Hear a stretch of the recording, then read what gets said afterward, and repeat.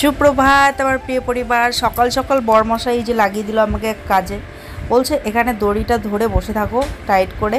আমি ওই মাথায় মানে দড়িটা নিয়ে গিয়ে আর কি লাগিয়ে একটা মাপ নেবে, তারপরে আবার ওই দিক থেকে ওই দিকে ওই চারিদিকে মাপ টাপ নিয়ে দেখবে যে মাঝখানের যে পিলার আছে সেইটা মাঝে পড়ে গেছে নাকি, মাঝ বরাবর পড়ে গেছে নাকি।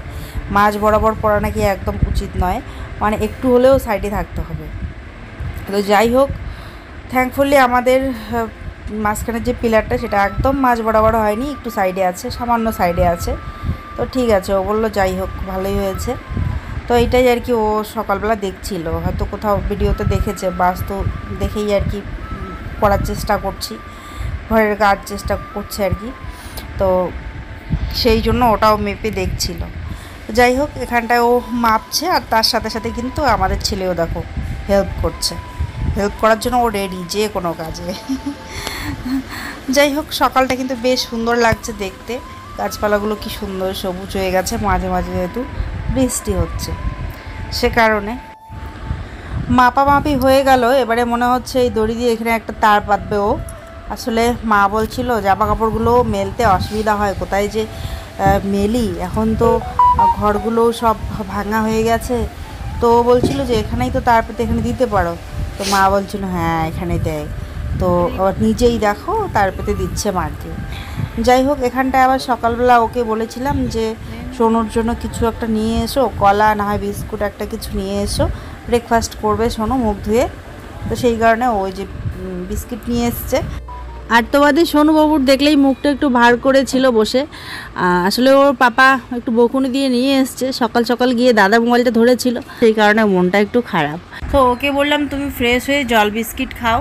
তো চলো, কিছু বাসন আছে ওগুলো ধুয়ে নিই। আজকের দিনটাও কিন্তু দারুণ কাটতে চলেছে, কারণ আজকে প্ল্যান আছে আজকে প্রিয়াদেরকে খাওয়াবো। সেদিনকে খাওয়াতে চেয়েছিলাম তো হয়ে ওঠেনি, সেদিনকে এমনিতেই মিস্ত্রি ছিল। তো যে কারণে ভাবলাম যে আজকে অন্যদিন খাওয়াবো, যেই কারণে কিন্তু আজকে প্ল্যান আছে। শ্বশুর বাড়িতে থাকলে বুঝতেই পারছো ব্যস্ততার মধ্যে থাকি, আগে ভিডিওটা রেডি করে তারপরে মানে কোন কাজটা পিছোয় এরকম তো করতে পারি না। আগে আমাকে কাজগুলো করতে হয়, সকালবেলা উঠে চা দেওয়া, কাজকর্ম শুরু, তারপরে রান্নাবান্না, একবার রান্নাবান্না শুরু, ঘরের কাজ শুরু, তার মানে একদম 3টা 4টা বাজবে ফ্রি হতে হতে। আর তারপরে গিয়ে ভিডিও এডিট করা শুরু করলে ভিডিওটা রেডি হতে হতে আপলোড করতে করতে এদিকে সন্ধ্যায় লেগে যায়। তারপরে আর মনে হয় আজকে এত রাত হয়ে গেছে এখন ছাড়বো কি না, তাও কোনো দিন ছেড়ে দিই, কোনো দিন হয়তো ভাবি যে না পরের দিন ছেড়ে দেবো। আর রাত জেগেও তো করতে পারি না, কারণ রাত জেগে যদি করি তাহলে সকালে কি করে উঠবো বলো, সকালেও তো উঠতে হবে। তো এই কারণে কিন্তু ভিডিওগুলো একটু পিছিয়ে যাচ্ছে। আর কোনো দিন হয়তো ব্যস্ততায় ভিডিও আপলোড করতেই পারছি না, মানে এডিট করতেই পারছি না, এরকমটাও হচ্ছে। আবার একদিন তো মাঝখানে আপলোড করলাম, করার পর আবার সমস্যা দেখা দিল, যে জন্য ওটাকে পাবলিক করতে পারিনি, যে জন্য কিন্তু একটুখানি এদিক ওদিক হয়ে গেছে ভিডিওগুলো। যাই হোক, ধীরে ধীরে আবার ঠিক করে নেব। কিন্তু হয়তো তোমরা দেখে নিয়েছো আর কি ভিডিওগুলো, ওর ভিডিও প্রিয়ার ভিডিওতে দেখে নিয়েছো যে আমাদের ওদের বাড়িতে খাওয়া হয়েছে, আমাদের বাড়িতে খাওয়া হয়েছে। তো সেটা হয়তো হয়েছে, কিন্তু ওর ব্লগ সম্পূর্ণ আলাদা, আমার ব্লগ কিন্তু সম্পূর্ণ আলাদা, তাই না বলো? ওর বাড়ির সমস্ত কাজ বাজ, ওর লাইফস্টাইল ও দেখিয়েছে, আর আমারটা কিন্তু আমার আলাদা, তাই না? তাই সাথে থাকো, আশা করছি ব্লগটা তোমাদের ভালো লাগবে।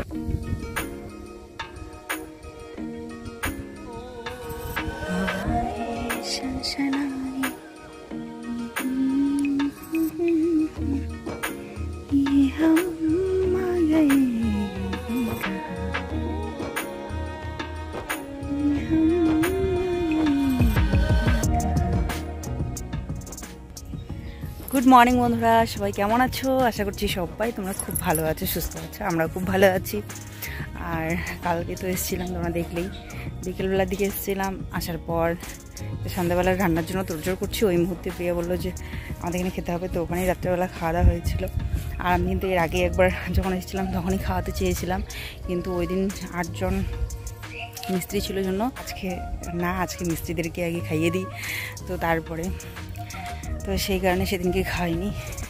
আজকে ভাবছি চলো আজকে খাইয়ে দিই, কারণ এরপর আসতে পারবো কিনা জানি না। আমার মনে হয় কাজ এখানেই স্টপ হয়ে যাবে, আর বেশি করাতে পারবো না, কারণ ওর নাকি আর মানে হয়ে গেছে, টাকা শেষ হয়ে গেছে, এখন আর হবে না।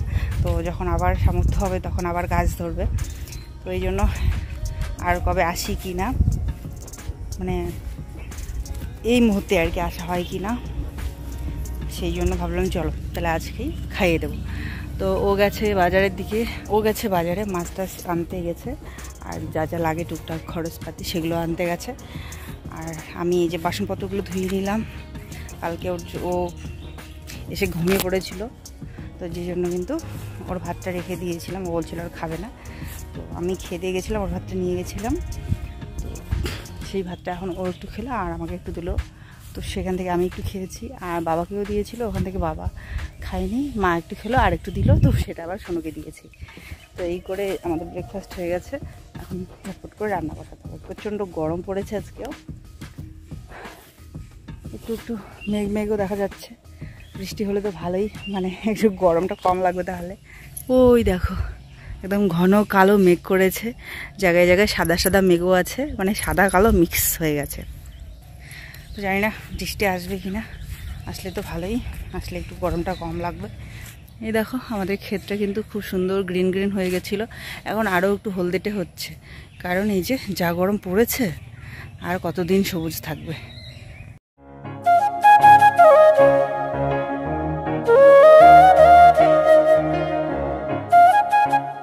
তো কালকে এখান থেকে কচু নিয়ে গেছিলাম, এইখানটা থেকে সাইড থেকে, এগুলো নাকি শোলা কচু, যে জন্য সাইড থেকে বেশি যেটুকু পেয়েছি নিয়েছি। তো কারণ মাঠে ঘাটে যে কচুগুলো হয়, এই কচুগুলো এগুলো বেশি টেস্ট হয় খেতে। তো চলো কচু রান্না করব, আর কি করি সবটাই তোমাদের সঙ্গে শেয়ার করবো।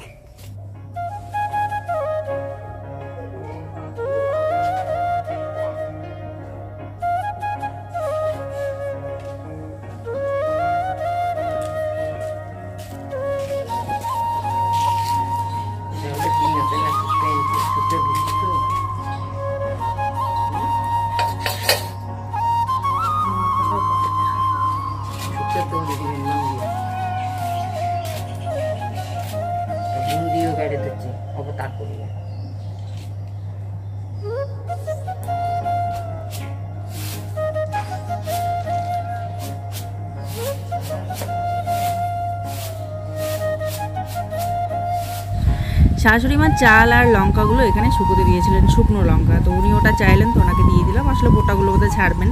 আর আমি এখানটায় চাল বাচ্ছি, চালটা ছেড়ে নেব। শাশুড়িমা বললেন যে চালটা ছেড়ে নিয়ে ভালো করে বেছে টেচে তারপরে রান্নাটা বসাবো।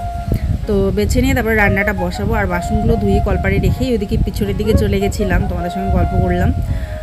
তো যে কারণে আসার পথে ওইদিকে বাসনগুলো নিয়ে আসলাম আর একটুখানি জল দিয়ে ধুয়ে, কারণ মানে এমনিতে খোলামেলা জায়গাতে ছিল, যদি কিছু পড়েছে তাই আর একটু ধুয়ে নিয়ে এসে রেখে দিয়ে এই চালটা আমার বাছা হয়ে গেল। আর এদিকে কিন্তু মা আবার কচুটা কেটে দিচ্ছেন, তাহলে এদিকে আমার রান্নাটা শুরু করে দিই। এদিকে ভাত বসিয়ে দিলাম।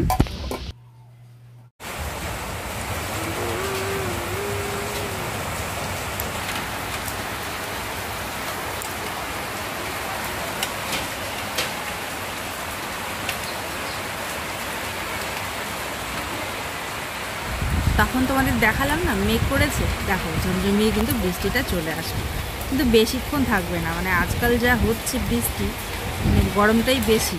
কিছুক্ষণ ঝমঝমিয়ে যদি দু এক ফোঁটা পড়লো ব্যাস হয়ে গেল, তারপরে আবার গরম শুরু, এরকম। আর এইটুকু বৃষ্টিতেই দেখো ও স্নান করার জন্য ব্যস্ত। এখানে যেখানে ডাব ঢালাই হচ্ছে ঘরটাতে, এই জায়গাটাতে গিয়ে আরামসে মজা করে স্নান করছে।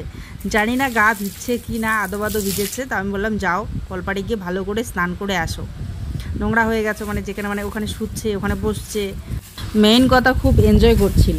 তাই আবার মনটা সায় দিল না, একটুখানি এনজয় করুক, কোনো ব্যাপার না। এরকম করে তো আর ভেজা হয় না সেরকম। ছোটোবেলায় আমরাও কিন্তু প্রচুর ভিজেছি, বৃষ্টিতে ভিজে মজা করেছি। বাবা মা ডাকতো, হয়েছে আর ভিজিস না, জ্বর আসবে, সর্দি আসবে, তারপরেও মন মানতো না, ভিজতে ইচ্ছে করতো, স্নান করতে ইচ্ছে করতো। তো সেই কথাটা ভেবেই ওকে ভাবলাম চলো একটুখানি করুক, তারপরে বললাম যাও এখন পরিষ্কার করে স্নান করে আসো।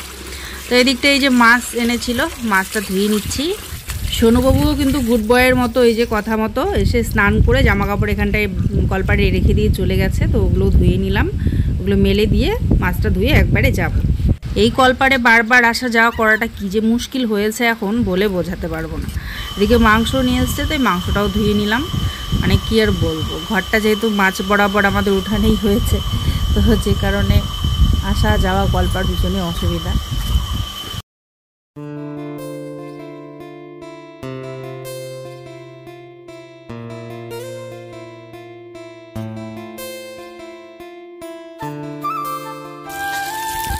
বললাম এখনই।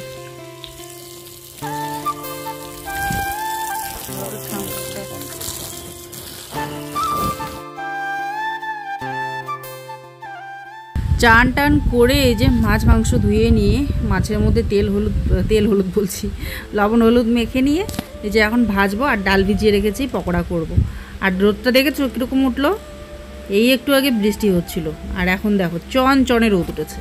যাই হোক, চলো, তেলটা আমার গরম হয়ে গেছে, মাছগুলো একে একে দিয়ে দিই, মাছটা ভেজে নিয়ে তারপর বাকি রান্নাগুলো করবো। ভাত হয়ে গেছে, ভাতের মাঠটা ছেঁকে নিয়েছি। আর এগুলো যখন ধুয়ে নিয়ে আসছিলাম, সোনু পাপা আমাকে জল দিচ্ছে, ও জল দিচ্ছে ঘরে, ওদিকে আমাকেও দেবে আর কি। এরকমটাই সবসময় মজা করতে থাকবে। তো আমি বললাম আমি এইমাত্র স্নান করে উঠেছি, তারপরে দিল না, তারপরেও কিন্তু একটুখানি ভিজে গেছে জামাটা। এরকমই খুনসুটি করতে থাকবে। আর তারপরে ঠান্ডা ঠান্ডা জল দেখে বললাম একটুখানি দাও তো। পায়ের মধ্যে দিচ্ছিলাম, এত সুন্দর লাগছে গরমের মধ্যে না, মানে কাজ করতে করতে গরমটা বেশি লেগে যায়, তখন একটুখানি ঠান্ডা ঠান্ডা জল হাতে পায়ে মুখে লাগলে কী যে আরাম লাগে, কী যে শান্তি লাগে সত্যি। চলো, এদিকে মাছটা ভাজা হতে থাক। আর এদিকে দেখো এক পশলা বৃষ্টি হয়ে কিন্তু বারান্দাটা আবার নোংরা হয়ে গেছে। তো চলো, এটাকে এখন মুছে নিতে হবে, পরিষ্কার করে নিতে হবে, কারণ দুপুরবেলা এখানেই খাওয়া দাওয়া হবে। রান্না এদিকে চলছে মোটামুটি, আর কিছুক্ষণের মধ্যেই রান্না হয়ে যাবে। দুটো চুলোর মধ্যেই করব যাতে তাড়াতাড়ি হয়ে যায় আর কি।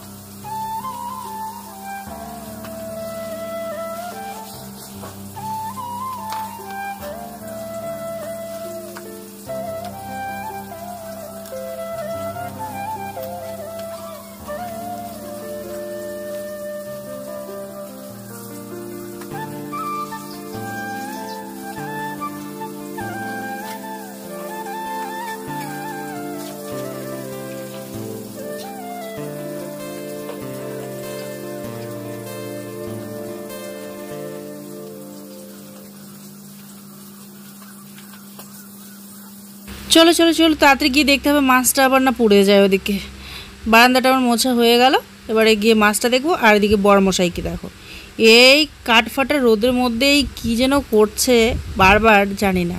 এদিকে একবার ওদিক ঘুরে ঘুরে কী কাজ করছে, ওই যেন চুপ করে থাকতে পারবে না বাবু মশাই, ছটপট ছটপট করে মনে হয় মনটা, যে কী করি। তো চলো বাকি মাছটা ভেজে নিয়ে বাকি রান্নাগুলো ঝটপট করে নিই।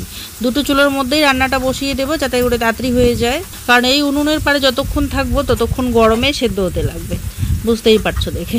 আর তাছাড়া রান্নাটা যত তাড়াতাড়ি কমপ্লিট হবে ততই ভালো, সবাই তাড়াতাড়ি খেতে পারবে, সবার খিদেও লেগে যায়, তাই না? তবে কি আজকের রান্নাটা কিন্তু খুব তাড়াতাড়ি হয়েছিল, যেহেতু দুটো উনুনেই করেছি। মোটামুটি 12:30টার দিকেই রান্না কমপ্লিট হয়ে গেছিলো। তারপরেও রান্নাবান্না করি, বাসনপত্র ধোয়া, এটা ওটা রান্নাঘর গুছানো, এসব করতে করতে মোটামুটি 1টা বেজে গেছিলো। তারপরে কিন্তু আমরা খাওয়া দাওয়াটা শুরু করেছি। তো এদিকে দেখো প্রিয়া কিন্তু মশলাটা বেটে নিয়ে এসে দিল আমাকে, মাছের মশলাটা বেটে নিয়ে আসলো। তো ভালোই হয়েছে, শিলনোড়াতে বাটতে অনেকটা সময় লাগতো, নাহলে টুকটুক করে তো বেটেই নিই ওখানটায়। তো আজকে ও বেটে দিল, ভালোই হলো। আর এদিকে ডালটা আমি ভাবলাম যে শিলনোড়াতে করবো এখন আদা বাটা। তো এদিকে এবার প্রিয়া বললো যে আমি এটাকে আদা বাটা করেই এনে দেবো এখন। তো আমি বললাম ঠিক আছে, তাহলে সাবধানে করে একটু ঘোরাস, যাতে বেশি বাটা না হয়, বেশি মিহি যেন না হয় আদা বাটা, বেশি ঘোরাতে হবে না, অল্প 2-1টা ঘোরালেই হয়ে যাবে।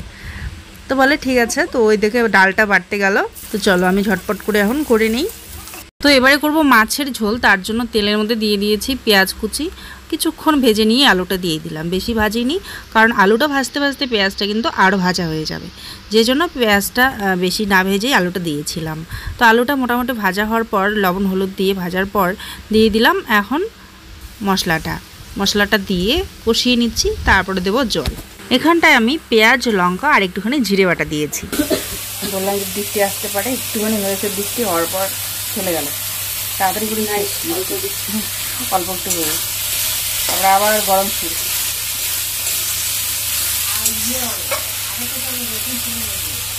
হ্যাঁ আর কিছু খারগোশ জন্য অল্প লাগে। প্রিয়া আবার নিয়ে এসেছিলো খারকোল পাতা। কালকে ও যে খারকোল পাতার গাছ এনেছিল, সেই মানে ডাঁটা নিয়ে এসেছিলো, ওই ডাঁটা দিয়ে সবজি বানিয়েছিল, তো তার পাতাগুলো রয়ে গেছিলো, তো সেগুলো ও আজকে নিয়ে এসেছিলো, তো সেইগুলো বানাবো আর কি। অনেক দিন পর আজকে এই খারকোল পাতার চাটনি খাবো, এটা আমার খুব প্রিয়। মানে যে কোনো চাটনি তো ভালো লাগে, খারকোল পাতার চাটনিও কিন্তু ভীষণ পছন্দের আমার। তো এগুলো এই যে ভালো করে কুচি কুচি করে কেটে ধুয়ে নিয়ে রসুন, পেঁয়াজ, লঙ্কা দিয়ে ভালো করে ভেজে নিয়ে তারপরে এটা বাটা করলে খেতে কিন্তু দারুণ লাগে। অনেকে আবার কালো জিরে দেয়, কিন্তু আমরা রসুন, পেঁয়াজ আর লঙ্কা দিয়েই করি। হ্যাঁ, ওখানে একটু শুকনো মাছও দেওয়া যায় চাইলে, সেটা অপশনাল, ইচ্ছে করলে বা খেলে দিতে পারো, না হলে কোনো ব্যাপার না, না দিলেও চলবে। আর এখানটায় দেখো বড়বাবু আবার নিয়ে এসছে কারি পাতা এক জেঠিমার বাড়ি থেকে, জেঠি শাশুড়িমার বাড়ি থেকে। তো ভাবলাম চলো ডালের বড়াতে এটা মিক্স করে দেবো, তাহলে বড়াটা খেতে কিন্তু আরও বেশি টেস্টি হবে, সুন্দর একটা কারি পাতার ফ্লেভার আসবে। আর এদিকে কিন্তু প্রিয়া নিয়ে এসছে শরবত, আম পানার শরবত, ঠান্ডা ঠান্ডা এই গরমের মধ্যে খেতে বেশ ভালো লাগলো। তো চলো এবারে রসুন আর লঙ্কাটা একটুখানি থেতো করে নেব, লঙ্কাটা আদা বাটা করে নেব আর রসুনটা একটু থেতো করে নেব। এটা কচুর জন্য করছি আর কি, আর বড়ার জন্য 2-3টে রসুন বেটে দিয়ে দেবো বড়াতে, ওই ডালের বড়াতে আর কি। শাশুড়ি মা বললেন যে 2-3 কোয়া আর কি ডালের বড়াতে যেন রসুন দিই, উনি এইভাবে পছন্দ করেন। তো যাই হোক চলো এবারে ডালের বড়া বাটা আমার যেহেতু রেডি করা ছিল, তাই ওখানটায় পেঁয়াজ কুচি, লবণ, হলুদ আর কাঁচা লঙ্কা কুচি করে দিলাম। আর পেঁয়াজটা একটু বেশি করে কুচি করে দিলে পরে বেশি ভালো লাগে খেতে, দোকানের মতো হয়। তো পেঁয়াজটা দিয়ে কাঁচা লঙ্কা কুচি, লবণ, হলুদ দিয়ে আলতো করে মেখে নিয়ে এবারে কিন্তু ওটা তেলের মধ্যে লাস্টে ভাজবো একদম, কারণ পকোড়াটা গরম গরম খেতেই ভালো লাগে, তাহলে ক্রাঞ্চি ক্রাঞ্চি ভালো লাগে, তাহলে শুটো লেগে গেলে আর ভালো লাগে না। তো এদিকে কিন্তু কচুটা ভাপিয়ে নিচ্ছি, আর এদিকে মাংসটাও বসিয়ে দিয়েছি। এদিকে মাংস হচ্ছে, এদিকে যে কচু ভাপানো হয়ে গেল। তারপরে এখন কচুর জন্য এখানে তেলে দিয়ে দিয়েছি রসুন, থেতো করা রসুন, থেতো করা আদা বাটা করা আর কি, কাঁচা লঙ্কা আর শুকনো মাছ ভালো করে ভেজে নিয়ে সুন্দর একটা যখন সেন্ট বেরিয়েছে তখন দিয়ে দিলাম কচুটা, ভাপিয়ে রাখা কচুটা। তারপর লবণ হলুদ দিয়ে এটাকে ভালো করে ভাজতে থাকবো, তাহলে করে মুখে ধরবে না। এটা ভালো করে ভাজা না হলে কিন্তু মুখে ধরে যাবে, তাই না? তো চলো এটাকে ভালো করে নেড়ে চেড়ে ভেজে নেব। আর জল দেওয়ার প্রয়োজন পড়বে না, এই জলটাই মানে ভাপিয়ে যে নিয়েছি সেইটাই আর কি আস্তে আস্তে শুকোতে থাকবে, খুব বেশি শুকনো হবে না, ভাজাও মোটামুটি ভালো করে হয়ে যাবে, তখন এটা নামিয়ে নেব। ঘুমের মন যাবে একদম, কি হারে যে গরমটা লাগছে। আর ডাবরি বাড়ি না আসে রেস্ট করো, সকালে বলছিলেন যে সকাল সকাল কাজ করেন, সকাল সকাল করেন যখন রোদ্দুর না ওঠে।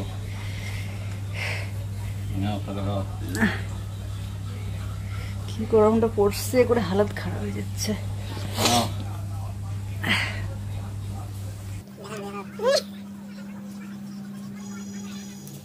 এবারে চাটনিটা ভেজে নেব, চাটনির জন্য আর কি খারকোল পাতাটা ভেজে নেব। তার জন্য তেলের মধ্যে দিয়ে দিচ্ছি রসুন, গোটা রসুন আর কি, গোটা কাঁচা লঙ্কা, আর কচুর ডাঁটাতে যে দিয়েছিলাম শুকনো মাছ, মনভোলা মাছের শুকনো মাছ, সেখান থেকে একটুখানি তুলে রেখেছিলাম এই চাটনিতেও দেবো বলে, এই যে সামান্য পরিমাণে, বেশি নয়।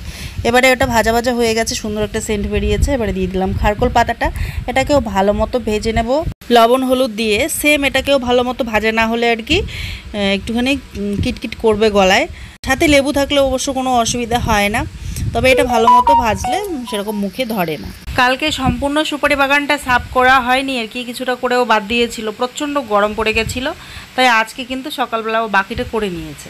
কমপ্লিট করার পর ভাবছে আজকে একটু এই যে জলের যে ট্যাঙ্কিটা আছে বাথরুমের উপরে, সেই জলের ট্যাঙ্কিটা সাফ করবে, কারণ এই জল ব্যবহার করা হয়, মা ব্যবহার করেন, তো সেইটাই ও বলছিল যে মা তো এই জল ব্যবহার করেন আর ট্যাঙ্কি তো সাফ করা হয় না, তো আমি পরিষ্কার করে দিয়ে যাব, সেটা বলেছিল।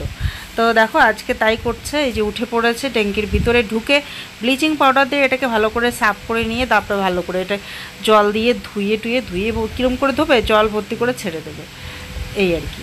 তো ওইভাবে ধুয়ে তারপরে আবার জল তুলে রাখবে। আর যে জলটা ফেলা হবে আর কি, সেটা ওয়েস্ট করা হবে না, ওটা দিয়ে আমরা দুজনে মিলে বাথরুমটা কিন্তু আজকে সাফ করব। দেয়াল থেকে শুরু করে নিচে ফ্লোর থেকে বাইরের যে সিঁড়িগুলো, ওগুলো শ্যাওলা পড়ে গেছে, কীরকম যেন হয়ে গেছে, ওগুলো সব সাফ করে ধুয়ে দেবো। পুরো বাথরুম চকচকে করে দেবো আর কি। আর এদিকে প্রিয়া এদিকে বাসন টাসন ধুচ্ছে, ঘরের কাজ করছিল। তো ও বলছে যে আমি আসি। তো আমি বলছি কোনো ব্যাপার না, আয় আরামসে আয়, পকোড়া হলেই হয়ে যাবে। আর পকোড়াটাই মানে ভাজা করছি, ওই ভাজা করলেই হয়ে যাবে, আর কিছু বাকি নেই। আর চাটনিটা বাটবো শুধু। খারকোল পাতাটা আমার ভাজা করা হয়ে গেল, কিছুক্ষণ ঢাকা দিয়ে রেখেছিলাম, জলটা শুকিয়ে গেছে, তারপর ভালো করে ভেজে নিয়েছি। ওটা এখন বাটবো সেতে শিলনোড়াতে, ব্যাস তাহলেই হবে। এই তো অর্ধেক পকোড়া আমার ভাজা হয়ে গেল, আর তারপর আরও অর্ধেক আছে, ওইটা এখানে দিয়ে দিলাম কড়াতে, তেলের মধ্যে দিয়ে আমি চলে আসলাম এদিকটায়। চাটনিটা এখন বেটে নেবো, খারকোল পাতার চাটনিটা বেটে নেব। তো এটা বাটতে বাটতে পকোড়া ওদিকে হয়ে গেছে এক পিঠ, আর এক পিঠ ভাজলেই হবে। ওই মুহূর্তে প্রিয়া আসলো, তো বলছে যে এখন আমি পকোড়াটা দেখছি, তুই বাটতে থাক। তো চলো আমি তাহলে বসেই বাটাটা বেটে নিই, না হলে আমি ওরকম করে বসেই করছিলাম যাতে আর একবার গিয়ে উল্টে দেবো, ব্যাস হয়ে যাবে এই ভেবে। তো যাই হোক, এখানে আমার কমপ্লিট বাটাটা, তারপরে এটা ধুয়ে রেখে দেবো শিলনোড়াটা ভালো করে। চলো তোমাদের দেখিয়ে দিই কী কী রান্না করলাম আজকে।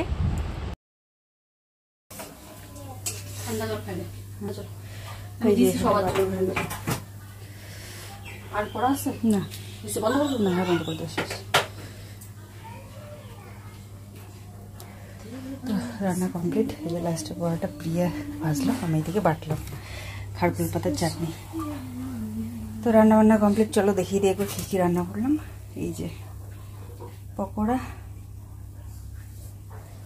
ডালের বড়া, কারি পাতা ওর বাবা নিয়ে আসলো জেঠিমাদের, আর যে চাটনি, আর এটা হচ্ছে যে কচু শাক শুকনো মাছ দিয়ে,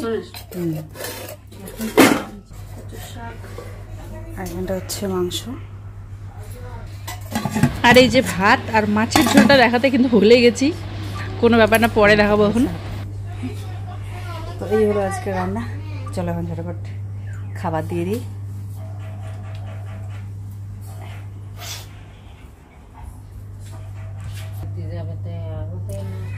রান্না হয়েই গেছিল তখন, করলেন না বাবাও না করি। তো চলো লেবুটা কেটে নেই। আয়ুষ পাপা এখনো স্নান করেনি, তাই ওকে স্নান করাবে, স্নান করিয়ে নিয়ে আসলেই সবাইকে খেতে দিয়ে দিব। আর ভাই মানে ও গেল হচ্ছে প্রোডাক্ট আনতে, মানে কোনো কাপড় চোপড় না কী যেন আনতে গেল কোচবিহারের দিকে। তো তখন কিন্তু রান্নাবান্না কমপ্লিট হয়ে গেছে। আমি যে পকোড়াটা ভাজছিলাম আর কি বলে এটাকে চাটনিটা বাটছিলাম, ওই মুহূর্তে ও গেল, তখন রান্নাবান্না হয়েই গেছিলো। ওকে বললো খেতে বাবা মা, আমি তো ওই দিকটা ছিলাম, ঝনঝন করছে, তাই আমি কিছু বলতে পারলাম না। আর ওর দেখি রেডি হয়ে ঘন করে চলেই যাচ্ছে। তো তারপরে বাবা যখন বললো যে খেয়ে যা, তো বলছে না আমি আগে আসি, তো সেই জন্য আমি আর কিছু বললাম না। পরে প্রিয়া যখন আসলো আমি বললাম যে খেয়ে যেতে পারতো কিন্তু, তো বলছে না না একদমই হাতে নাকি সময় নেই, ও লেট করতে পারবে না, 2টোর মধ্যেই ওখানে লোক কি প্রোডাক্ট চলে আসবে না কী যেন, তো সেই জন্য ও লেট করেনি। আর 1 ঘন্টা তো লাগবেই যেতে, তাই না, এই রাস্তা জার্নি করতে, তো যেই জন্য ওর হাতে সময় ছিল না। এখন বেজে গেছে 1টা মতো। তো আমার এই যে যেটুকু তেল বেঁচেছিল, আবার পরে ভাবছি যে এটুকু তেলের মধ্যে পাঁপড়টা ভেজে নিই। বাচ্চারা পাঁপড় খেতে খুব ভালোবাসে, 2টে বাচ্চাই, তাহলে তেলটুকুও বেঁচে থাকলো না, বাচ্চা 2টো পাঁপড় ভাজাও খেতে পারবে এখন, বলো, আর আমরাও একটু একটু করে খেতে পারবো এখন। চলো এই যে রান্নাবান্নার পর যে বাসনপত্রগুলো বেরোলো ওগুলো এখন ধুয়ে নেবো, আর বালতিটাকে একটু ঘষে মেজে নিয়ে 1 বালতি জল নিয়ে গিয়ে রেখে দিই। আর যেহেতু ট্যাঙ্কিটা ধুয়েছে, তো এখন পুরো জল ভর্তি করে ওই জলটাকে বের করা হবে। তারপরে আবার হচ্ছে তারপরেও একটু গন্ধ তো থাকবেই, ব্লিচিং পাউডারের একটা গন্ধ সেন্ট তো থেকে যায়, খুব কড়া এটা, তাই না। তো যে জন্য ভাবছিলাম যে কল থেকেই নেবো নাকি, কিন্তু কলের জলটাও একটু আমাদের একটু আয়রন বের হয়, তো তার থেকে প্রিয়াদেরটা একটু ভালো আছে। তো বাসনগুলো এই কলপাড়েই ধুয়ে নিয়ে 1 বালতি জল নিয়ে আসলাম ওদের কলপাড় থেকে। তারপরে এই যে এখন লেবু কাটতে বসে পড়েছি। লেবু টেবু কেটে নিয়ে এই যে এখন ভাতটা বাড়ছি। প্রিয়াদের এক্সট্রা থালা বেঁচেছিল, তো থালা নিয়ে এসছে ও, আর আমাদের গ্লাস বাটি তো আছেই। ফ্রিজ থেকে ঠান্ডা জলও নিয়ে এসছে, মানে যা গরম পড়েছে বলার মতো না। এই গরমে একটু ঠান্ডা জল হলে সত্যি প্রাণটা জুড়িয়ে যায়। তো ঠান্ডা ঠান্ডা জল দিয়ে এখন খাবারটা খেয়ে নেবো। চলো, আয়ুষ সোনা স্নান করে চলে এসছে, আর বিবান্ত স্নান করাই ছিল ওর আগেই। তোমরা দেখলেই বৃষ্টিতে স্নান করে ও আজকে তাড়াতাড়ি সকাল সকালই স্নান করে নিয়েছে। তো চলো এবারে খাবারটা বাড়লেই সবাই মিলে খাবো একসাথে। তো এখানটা আমার বাড়াও হয়ে গেল। প্রিয়া আবার কি পার্সেল এসছে না কি এসছে, ওই জন্য ওদিকে গেল, আবার আসলো, এসে তারপরে এই যে দুজনে মিলে এখন পরিবেশন করছি। তো চলো আগে দিয়ে দিই সবাইকেই, বাচ্চাদেরকে, বাবা মাকে আর সোনু বাবাকে। তারপরে প্রিয়াকেও দিয়ে দিয়েছে, ওকে বলছি খাও, আবার অপেক্ষা করে আছে। তো চলো সবাইকেই দেখে নিই আর একবার কাকে কি লাগে সেটা দেখে লাগলে দিয়ে তারপরে আমিও বসি। ওরা তারপরে হচ্ছে কাপড়, আর এটা হচ্ছে খারকোল পাতার চাটনি, এটা হচ্ছে কচু শাক, মাংস, আর ওরা তো মাছ দিয়েই হলো। তো চলো এদিকে ও বসেছে আর এদিকে দুজনের ক্যামেরা চলছে। চলো খেয়ে নিয়ে আমরা লাস্ট পার্টি, সবার খাওয়া হয়ে গেল, এখন লাস্টে শুধু ইয়া আমি চলছে তুললেই খুঁজে আমার আবার মানে যে কোনো করছে সেটাই হোক, শুধু আমার তো এটাই বানাই। আমিও করি ওইটা না পুরো টেস্ট অন্যরকম। কালো কিছু তো খাওয়াটা মতো উপকার।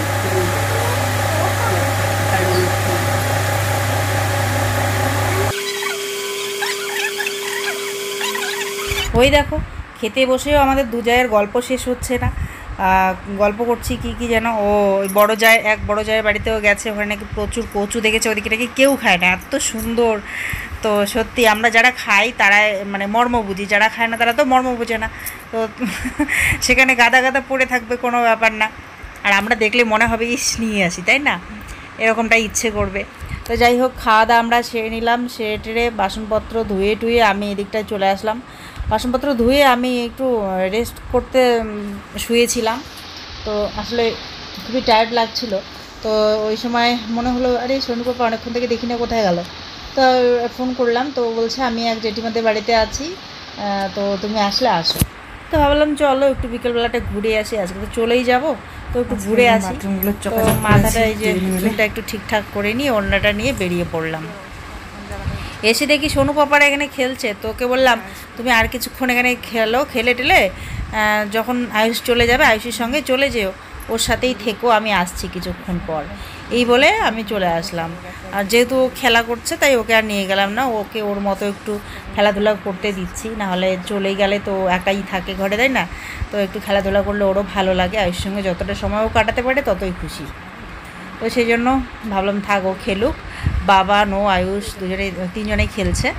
তো চলো আমিও চলছি একটু জেঠিমাদের বাড়িতে। দেখো কি সুন্দর এক কাকু শ্বশুর এখানে সিমেন্ট দিয়ে তৈরি করে ড্রয়িং করেছে উপর থেকে, আর এই যে ছিটে ফোটা ড্রয়িং করেছে, বিভিন্ন ধরনের ড্রয়িং করতে পারেন উনি, খুব পটু আর কি। তো এইসব কাজই উনি করেন আর কি, এদিকে সবাই ওনাকে চেনেন এই কাজের জন্য আর কি। তো ভীষণই সুন্দর ড্রয়িং করেন। তো যাই হোক ঠাকুমা শাশুড়ি মা আমাকে নিয়ে আসলেন জবরদস্তি, বলে যে আয় দেখাই তোকে একটা নতুন রুম করেছে। এই রুমটা কিন্তু আমি আগে দেখেছি, ঠাকুমা হয়তো ভুলে গেছে। যাই হোক জেঠিমাদের বাড়ি গেছিলাম, ওখানে কিছুক্ষণ গল্প করলাম, তারপর ঠাকুমা শাশুড়ি মা নিয়ে গেলেন, ওখান থেকে আবার গেলাম হচ্ছে এক কাকিমাদের বাড়ি, ওখানে আবার ননদিনী কাকিমা শাশুড়ি জবরদস্তি ওখানে উনি খাইয়ে দিলেন আমাকে ঝুড়ি মিষ্টি মোমো, খাওয়া দাওয়া ছেড়ে এখন যাচ্ছি বাড়ি।